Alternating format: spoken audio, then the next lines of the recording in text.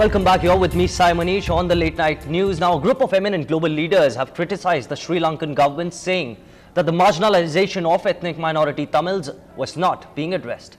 The elders, a group of eminent world leaders, including former UN Chief Kofi Annan, former US President Jimmy Carter and South African Archbishop Desmond Tutu, brought together by Nelson Mandela, also asked the international community, especially India, China, Japan and the US, to insist Colombo make a public commitment to uphold the human rights of Sri Lankan Tamils.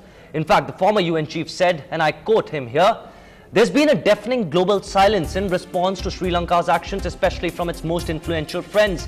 The international community cannot be selective in its approach to upholding the rule of law and respect for human rights. Impunity anywhere is a threat to international peace and security." Now, all these leaders, in fact, also expressed major concern over the government's failure to withdraw wartime emergency laws more than a year after the end of the conflict with the LTTE. They also insisted that the Sri Lankan government cooperate with the UN Secretary General's panel of experts on accountability.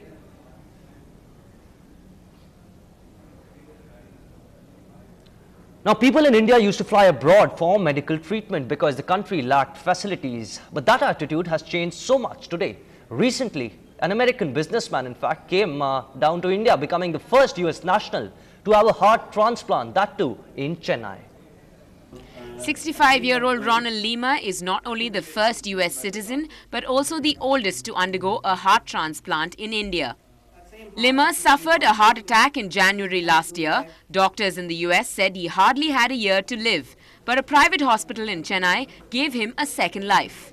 Recall that I had read an article in Forbes magazine regarding transplants in India, and I went back to research that. Both of them immediately indicated very positively that yes, this could very well happen. The doctors who treated Lima admitted that his condition was not so good because he has had plenty of treatments in the last 1 year. The chance, it's pure chance. So this is one of those things which you really can't plan ahead. You can only say if it comes, we'll do it. And then it's, all up for grabs. If it happens, it happens. Nearly 5,000 people die from heart failure every day in India. Tamil Nadu leads in heart transplants in the country, and doctors say it is necessary to spread awareness about the safety and the importance of donating a heart to save a life. In Chennai with Pratiksha, Natasha for NDTV Hindu.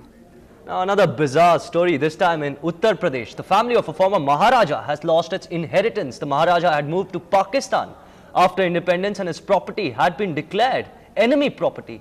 Now, an amendment to the Property Act says such property cannot be even inherited.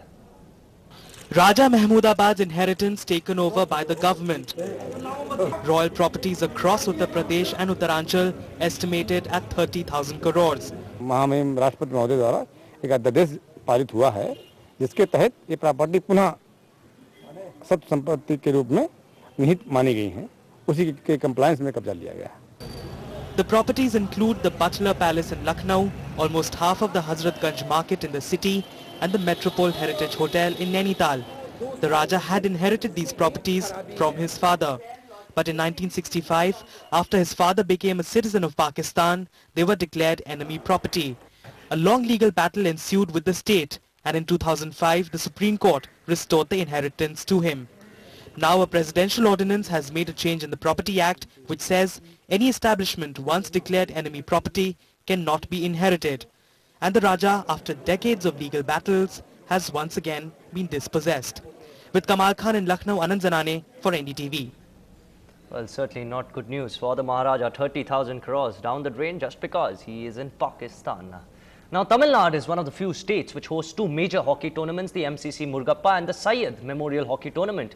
But these tournaments still struggle to attract major sponsors. Sudarshan does a reality check. The national game may be still in want of a governing body at the national level. But the game seems to be getting a huge boost here in Tamil Nadu.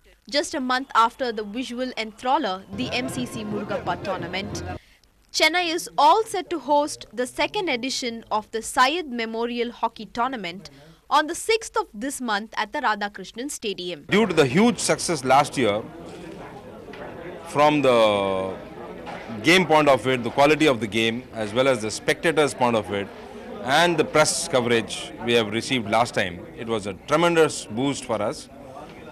So we planned to have a state level tournament. But the national game still suffers of the same malady, a disturbing deficiency of sponsors. The organizer of the Syed Memorial Hockey Tournament says that they contacted more than 10 major companies but got a positive reply from just one. I have tried a few corporates, but I would not like to mention the names. So, but they have not come forward to help us, except that Indian Overseas Bank have come forward. Not enough financial support, but the organizer, with the support of the former players, are determined to make the game popular in the state. With Sudarshan, Bertila, NDTV Hindu. August 22nd, that's Madras Day. That's when we celebrate the beauty and tradition of our lovely city. And we here on NDTV Hindu bring you tunes and stories surrounding the sights and sounds of our city, which was once Madras.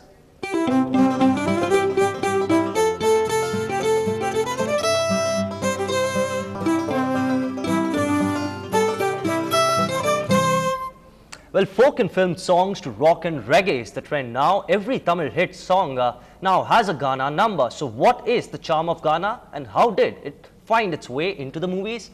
Well, let's find out.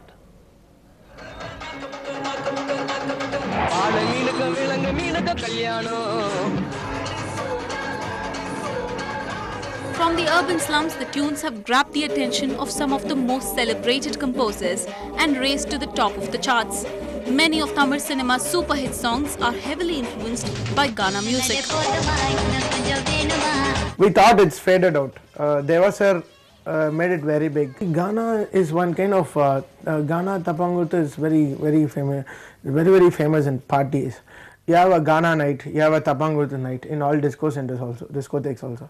Because it's a freestyle.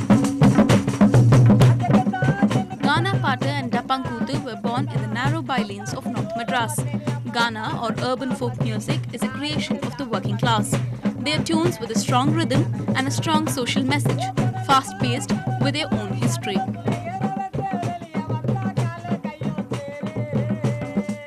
தாத்தா கிட்ட இந்த பாடலை கற்றுக்கிட்டேன். இந்த பாடலை கற்றுக்கும் போது அப்போல்லாம் வந்து அண்ணன் கூட டப்பாவில் தான் வச்சுக்கிட்டு பாடிக்கிட்டு இருப்பாங்க. கெஜிரு கட்டைன்னு ஒரு தோல் உடும்பு மூலத்தில் அடிப்பாங்க.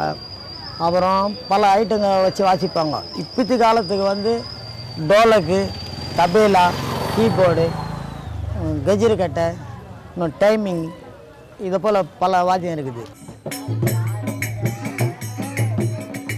True, the Ghana Pata and Dapanguta as we know it today originated here, but they've travelled far, both literally and metaphorically.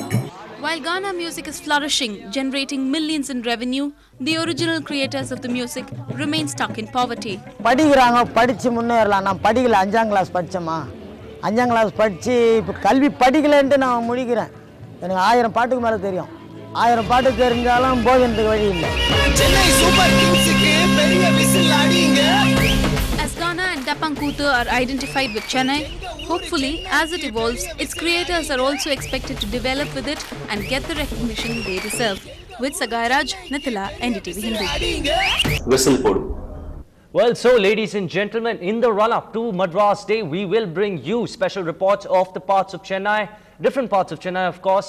We also have a special segment called Picture Madras, where we select a picture sent in by you, the viewer, that best depicts the city, its culture and the color. You could mail your pictures to feedback@ndtv-hindu.com. I'll repeat, feedback@ndtv-hindu.com. That's all on this show, but before we leave, what would you do if you want to get your wishes granted? Well, break a coconut on your head, take a look.